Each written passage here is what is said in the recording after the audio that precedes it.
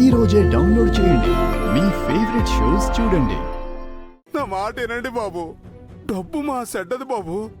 ఏ సంబంధం లేకుండా నీ దగ్గర డబ్బులు తీసుకుంటే నలుగురు 4 రకాలుగా అనుకుంటారు బాబు. అసలే మాది మహా గౌరవమైన కుటుంబం బాబు. ఈ డబ్బు తలరాత అట్టా ఉంటే అట్టాగా తగలడిది బాబు. మీరు ఊరుకోండి పైటరాజు గారు. గంగా, నువ్వు నాకు చూడగానే చాలా నచ్చావు.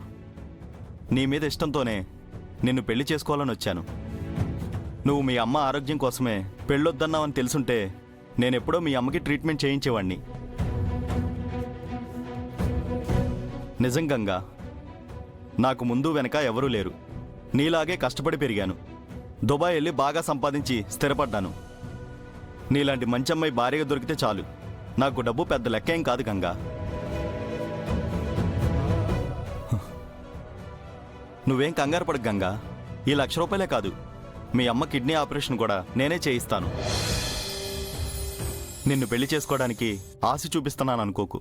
నేను ఇష్టపడిన అమ్మాయి సంతోషంగా ఉండటానికి సాయం చేస్తున్నాను అనుకో. నువ్వు నన్ను పెళ్లి చేసుకోకపోయినా పర్వాలేదు గంగా. నర్స్, మీరు వెళ్ళి ఫార్మాలిటీస్ చూడండి. Okay sir. నిజంగానే మా అమ్మకి ఆపరేషన్ చేయిస్తారా? ఆపరేషన్ చేయించడం మాత్రమే కాదు, కిడ్నీ ఇచ్చే డోనర్ని కూడా నేనే వెతుకుతాను. ఎంత ఖర్చైనా ఈ ఆపరేషన్ మొత్తం నేను చేయిస్తాను గంగా.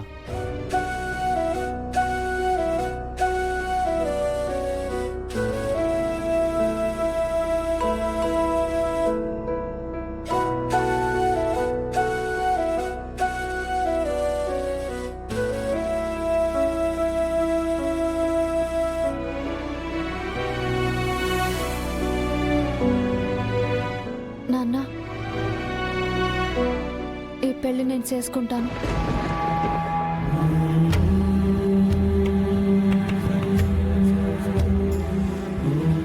గంగా, నువ్వు ఆవేశంతోనో కృతజ్ఞతతోనో పెళ్లికి సరే అనొద్దు.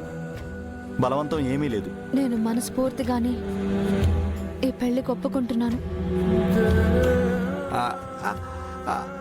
కానీ నాకు నమ్మకం లేదు. మీ అమ్మ స్ప్రోలోకి వచ్చాక మళ్ళీ ఏదో ఒకటి అంటది, నువ్వు మళ్ళీ పెళ్ళొద్దు అంటావు. నాన్న, నాకు అమ్మ ప్రాణాల కంటే ఏది ముఖ్యం కాదు. నేను ఈ పెళ్లి చేసుకుంటాను. మరి అయితే ఇదిగో నా మీద ఒట్టి చెప్పు. చెప్పు. నీ మీద ఒట్టు నాన్న.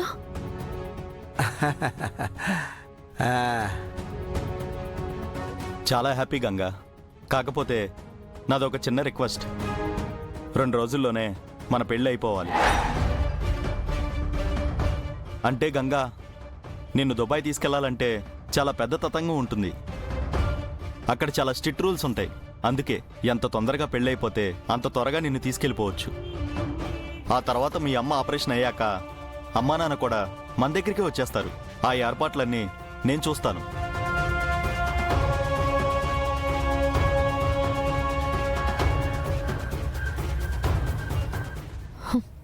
మీ ఇష్టం.